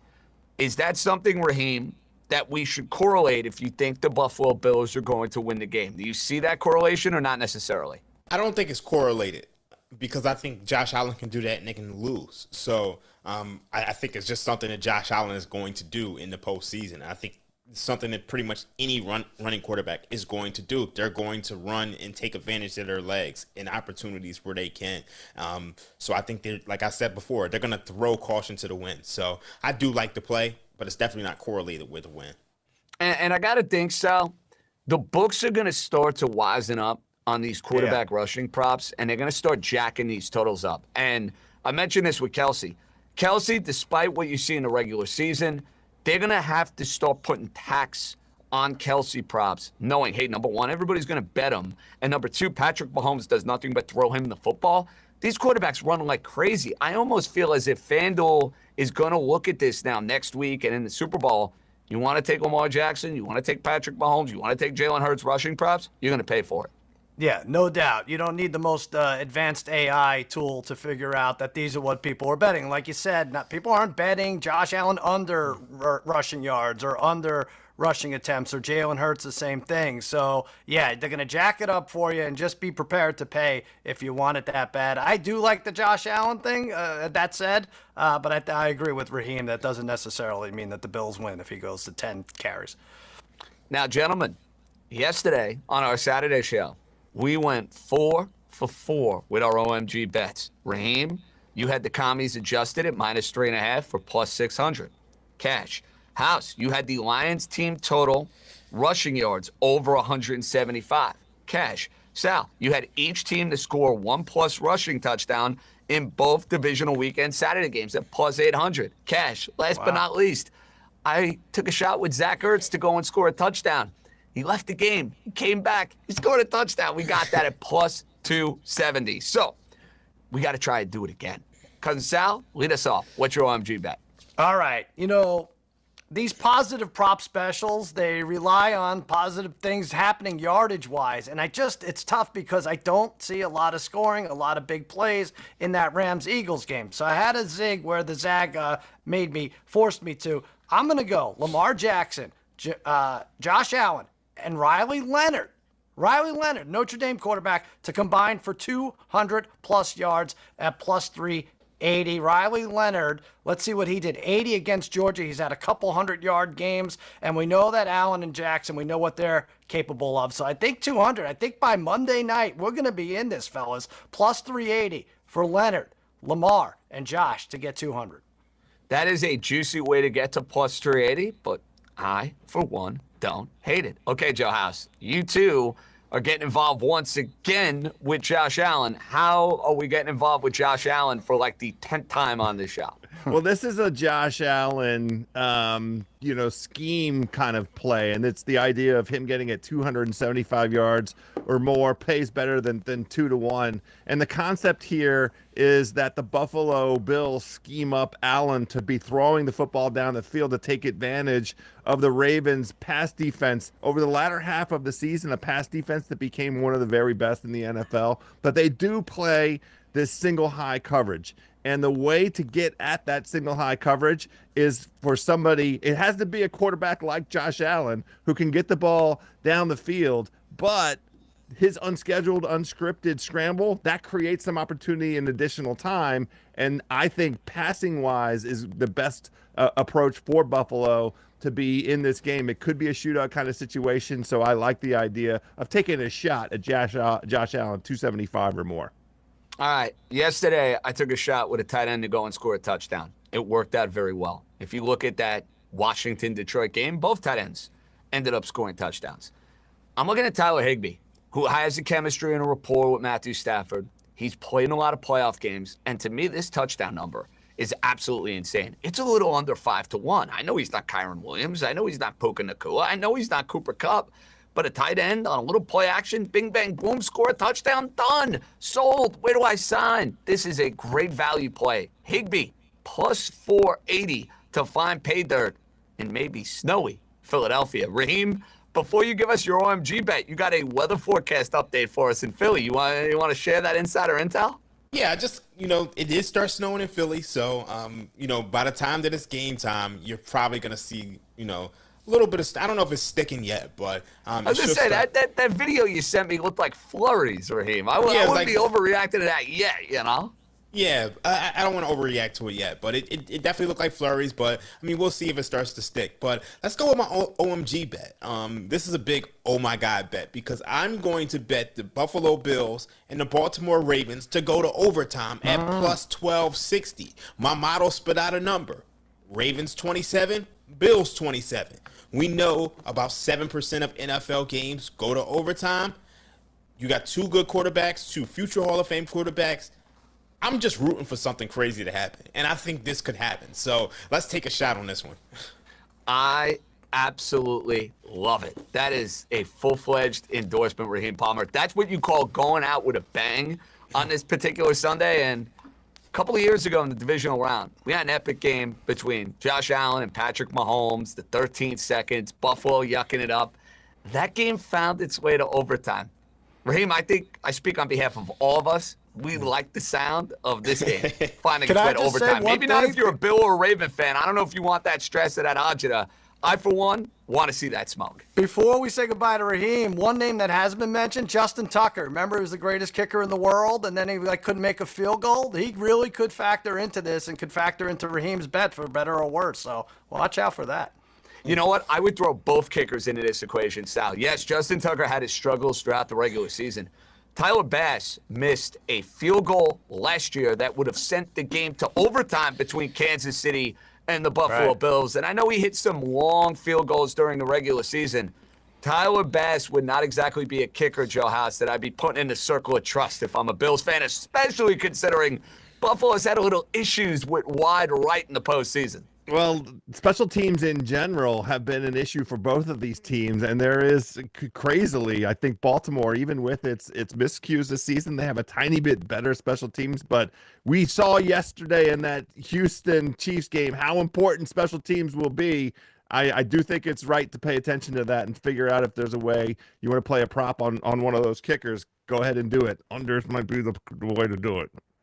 Well, Raheem Palmer, get a couple of hours of rest, a little siesta, whatever you want to do. Enjoy the football out in Las Vegas, and I will see you tomorrow morning for East Coast Bias. All right, buddy boy? Well, it's Daph. Best of luck to everybody on their bets. Hopefully, cash some tickets. We like the sound of that. We say sayonara to Raheem Palmer. We are going to welcome in Danny Heifetz in a matter of moments. But before we do that, FanDuel has bettors covered. Wild card weekend, divisional round, championship weekend. I got you covered every weekend of the NFL playoffs with a host of profit boost tokens to choose from, including the great double your winnings boost. Make sure you opt in on FanDuel so you can apply the different boosts to your favorite bets throughout the day. So what can you do divisional round weekend? You get a 30% profit boost each day. You get a profit boost to use on a 3-leg SGP or a 3-leg SGP plus. We say goodbye to Raheem Palmer. We welcome in our buddy Danny Heifetz, who joins us to break down these two games. Heifetz, I'm interesting. You're not allowed to read while I try to throw to you. What are you trying to pull an A.J. Brown on me, bud? Yeah, I'm just inspired by A.J. Brown. I'm just trying to get some reading in. I got some highlighted passages I returned to. I'm in a losing streak. I had the Lions-Chiefs square, teaser down to 2.5. I'm licking my wounds. I'm trying to recover. Be mentally strong. Is there anything you'd like to share from the knowledge and the wisdom that you picked up in that book just from your readings here? Oh, this one? Yeah, no, I think somewhere in here, it's actually a bunch of stuff on the playoff manifesto in here, even though it's the book of basketball. Yeah, I'm still trying to parse through all the manifesto rules in Eagles-Rams. So, that book just shot up to number 4 on the Amazon bestseller list. It's unbelievable what power we have. Amazing. It's like the Trump coin, Hey. When there's a will and there's a way, keep cashing. That's what I would say. So more power to our buddy, Mr. Simmons. Okay, Heifetz, we got 2 exciting games to break down.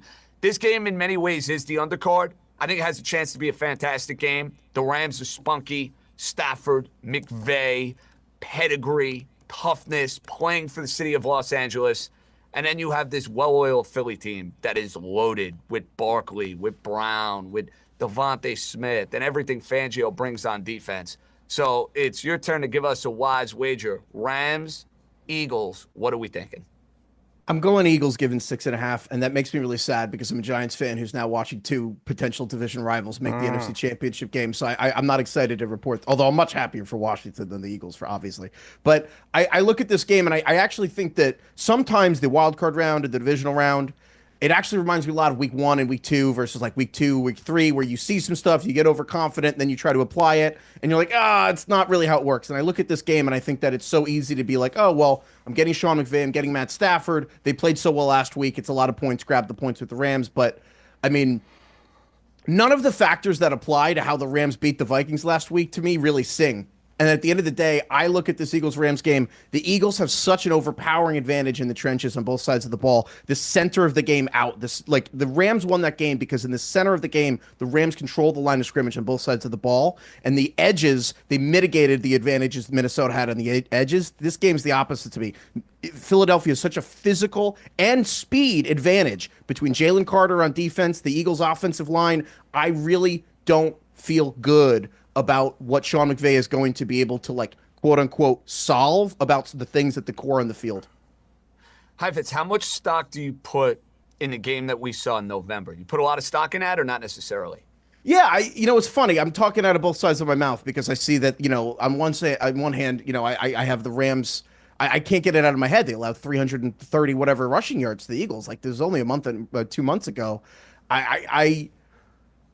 It's hard not to put stock in that because really what gets to me is Matt Stafford was hit 11 times in that game.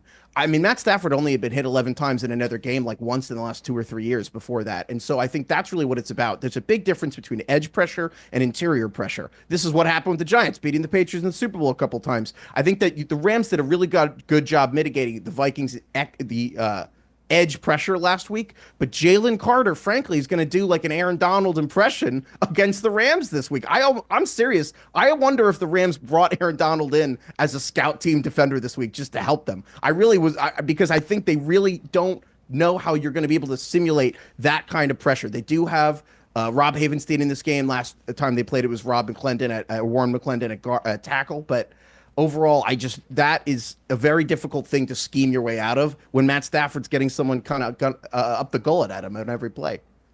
Yeah. You're on Woodhouse.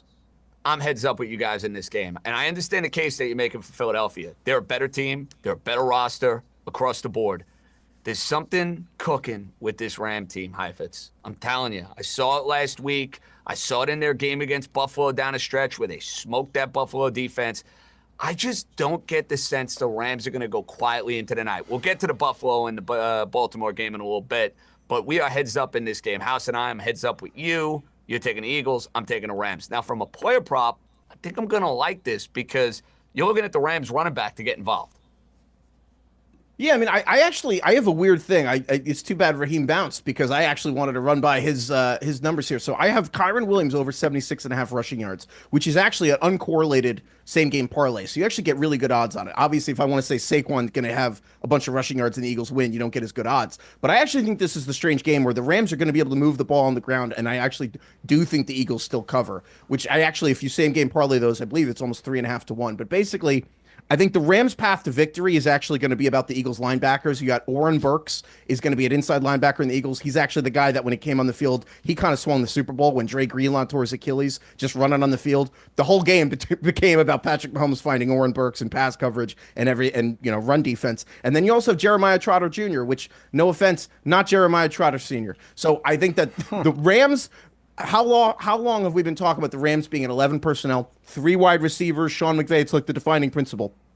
You might have Sean McVay running more 2 tight end sets in this game than in any game you've ever seen from Sean McVay. He wants both those linebackers on the field as much as possible, and they're going to try to run on them.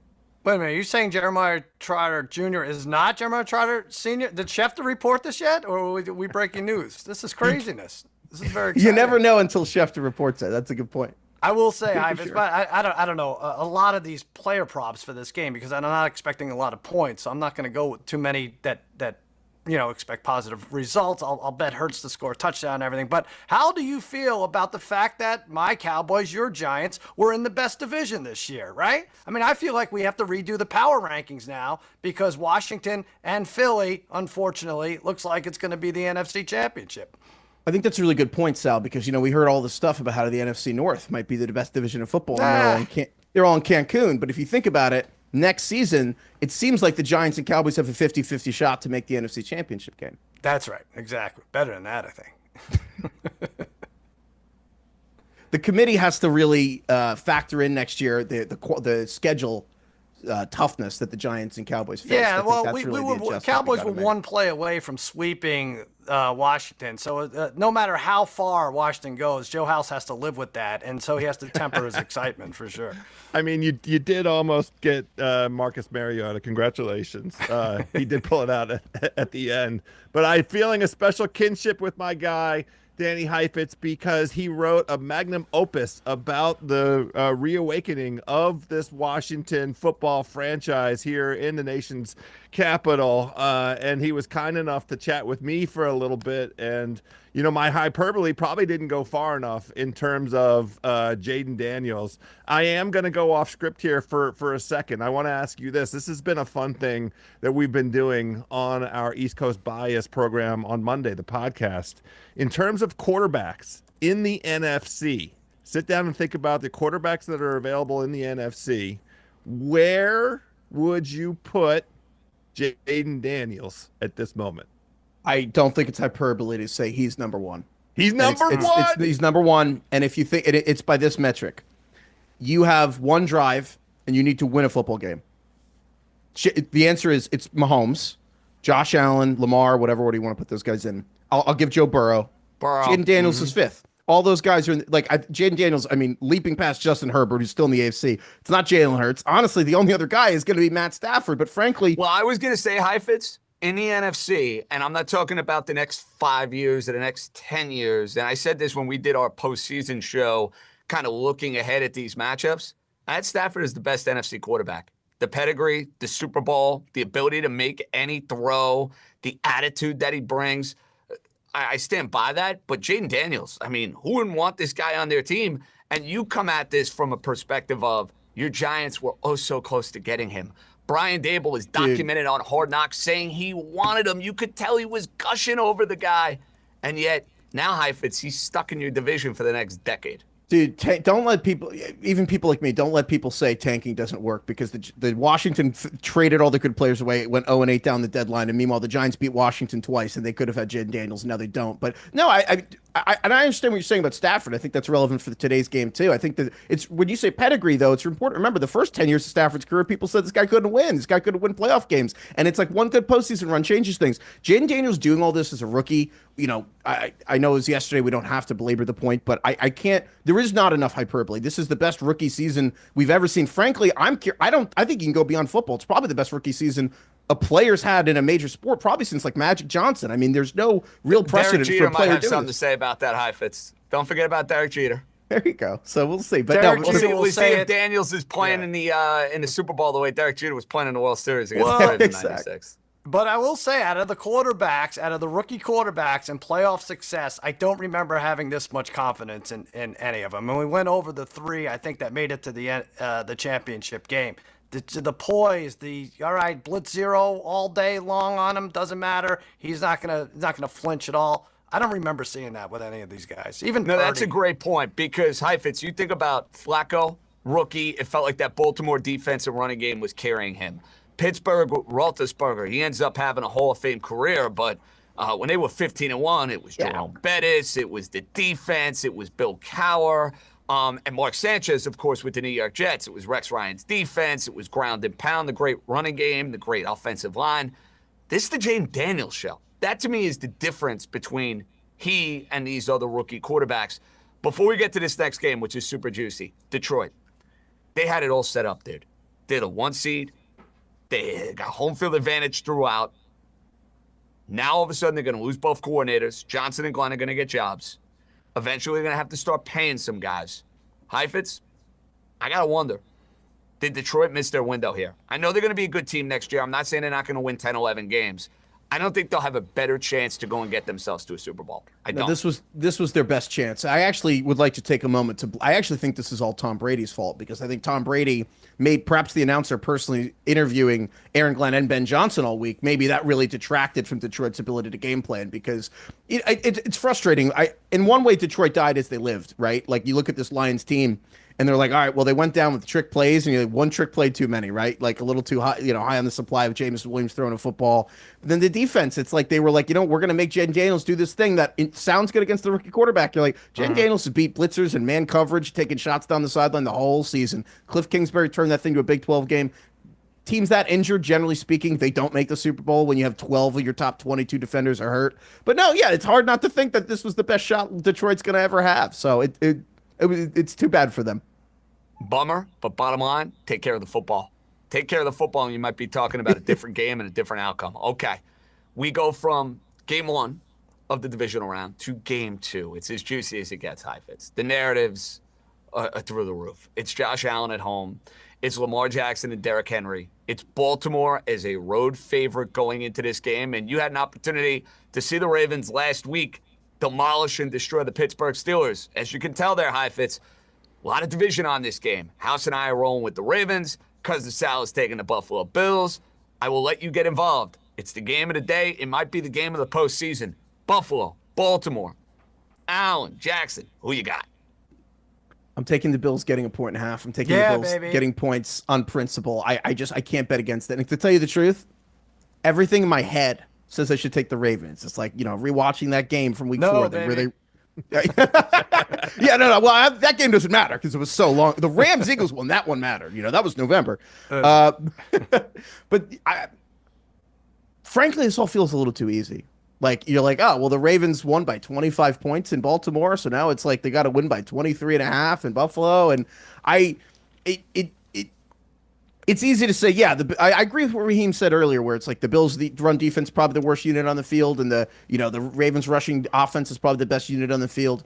And I get all that, but something in my soul is preventing me from betting against Josh Allen winning this football game and the Bills at home. And just never mind the whole thing of whether all bets should just be about winning money and whether I want to spend 4 hours rooting against Josh Allen and the Bills at home in that crowd and be like, yeah, I'm against all these people. But on top of all that, it will take Josh Allen being a superhero to win this game. I've seen too much of it this season to bet against him. Like, I've just seen Josh do too much. And when I was at that Ravens-Steelers game last week, I remember thinking, the Ravens will win this. The only team that can stop the Ravens from winning the Super Bowl is the Ravens. Like, I really do firmly believe that. And I do think the Ravens are a little calmer this season, but there are things. There's a lot of, I'm not going to name any names, but there are 3, sometimes 4 players in this Ravens offense that are not always the most secure with the football. And I'm not even saying Lamar Jackson's going to throw a pick because he had 10 touchdowns for every interception this year, but I do foresee, I don't know, it's like if there's snow over in the ground, I don't know. I think that the Bills could force a couple turnovers. And also, people aren't talking enough about the Bills' run game. That's the other part of this, is that everyone's assuming the Ravens are going to run all over. The Bills' running game has really come into its own since that last Ravens performance, and I just have a feeling. For Buffalo. Heifetz, to me, you kind of detailed the blueprint of Buffalo winning this game. It's Josh Allen putting the Superman cape on and thoroughly outplaying Lamar Jackson. Because if I go pound for pound with these rosters, I trust the coach a lot more in Baltimore. I trust the rushing attack led by Henry a little bit more. And remember, Buffalo's had a Henry problem. They didn't stop him in week 4. Yeah. They haven't stopped him for years with the Tennessee Titans. He usually runs all over them. Does that to a lot of people, but he's had great success against the Bills. And I like Baltimore's defense a little bit more. So to me, when I'm like handicapping this game, and yes, I lean Raven, the way I see it is, hey, Buffalo's going to win. This is going to be Lamar once again in the postseason coming up short. And this is Josh Allen, who has been a better postseason performer going out now playing Lamar Jackson. Simple as that. And that's what it has to be. And that's why the other prop I have in this game here is just I have Lamar over 9.5 carries. I have Lamar over on longest rush. I believe it's 16 yards. And one of the reasons I like that is just I actually think the Steelers got away from what they did early in the game, which I think they should have stuck with, which was the first drive. I think Lamar had 5 straight carries. And one of the things the Steelers did was they were just sending TJ Watt at Derrick Henry on the read options. And they were just saying, you know what, Lamar's going to have to keep all these.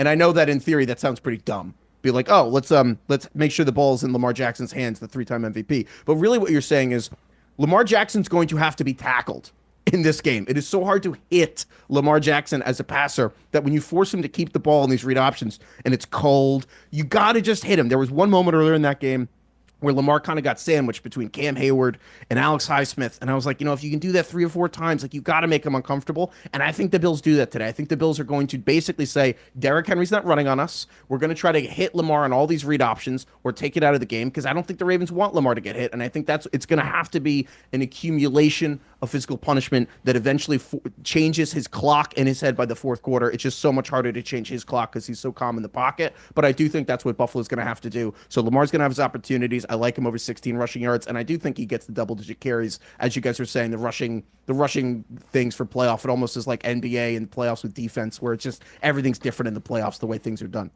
Yeah, we could scream to the high heavens about Derrick Henry this and that, but how many times have we seen Lamar Jackson have to take over a game, have to come from behind out of necessity, running the ball? It ends up being their best play in that offense if they're down 7, if they're down 10. But JJ, I will say, if this was a week 10, there's 5 games left, so we absolutely have to bet this game. If this was a week 10 game and we saw this 1.5 flip from 1.5, we would absolutely label this a rat line. Absolutely, no question. Would we? Yeah, would we? Yeah. Speaking of rats, Sal, gut feel, the winner of this game, no matter who it is, are they favored next week at Arrowhead? I saw the Chiefs at plus 230 to win the Super Bowl, which would indicate that they are going to be even probably for the next 2 games had they played, maybe a slight underdog in one. If the Chiefs have to give the Bills 1.5 if the Ravens also gave the Bills 1.5 on the road. So I'd say no. Heifetz, do you think Baltimore or Buffalo is favored next week in Arrowhead? I think I think that we're in a timeline where we would actually influence the outcome of the game, where if Patrick Mahomes and Travis Kelce get to know that they're home underdogs after they won back-to-back Super Bowls, I think that would actually impact the game itself. Let me put it to you this way. I think if Baltimore wins house, Baltimore will be a -1 favorite going into that game. I think if it's Buffalo, I think it's Kansas City -1. You agree? Totally agree. That's exactly with what I think here. And especially if Baltimore kicks the Bills' ass today, then I for sure, like, if Baltimore goes into Buffalo and handles their business and really, gets this script going the way that we're kind of forecasting with Derrick Henry and Lamar, you and I, JJ, then I do think Baltimore will go into Kansas City as a teeny tiny favorite. No matter what happens, even if Buffalo wins impressively today, I still think they're an underdog going to Kansas City. Oh, baby, the storylines, the narratives. If we get Mahomes, Kelce all week, Heifetz talking about them being underdogs. Sal mentioned these teams. Oh, they know when they're an underdog. Those guys especially know if they're an underdog. That's a fact. Yeah. Oh, yeah. Mahomes is just doing his Michael Jordan impression. It's absolutely crazy. I mean, he posted some Instagram story that's just like, it was basically like a very equivalent scene to The Last Dance when he just had 3 games left. He put it on a whiteboard, and I mean, I don't know. This is crazy. I mean, this game feels like the scene of The Dark Knight when the Joker just breaks the pool cue and just tosses him. It's like, all right, one of you gets to go and fight Patrick Mahomes, and the other has to watch it on, from the beach. Sal, have you clinched the Guess the Lines title yet? No. I'm only up 1 with 2 weeks left. So, yeah. So if you win this week, you will win the title? Yes, I think so. Yeah, you're right. I should really put more thought into it. What do you think? What should I do? I'm not giving any tips, any insider info. I wish you all the luck in the world. It's been, when's the last time you won? Like 20 years ago? Yeah, I think it was 1977. Yeah. Yeah. That's been a while. I was wearing this jacket, I think. You might have been. Right. You might have been. Well, I wish you nothing but the best. Danny Heifetz, thanks for joining us. Ringer Fantasy Show turns into the Ringer Draft Show. You want to check that out on all the variety of platforms. House, I'll see you tomorrow morning for East Coast Bias. For House, Heifetz, Cousin Sal, JJ signing off. Enjoy the 2 games. We are back Sunday, 11 a.m. Eastern on FanDuel TV. We'll see you then.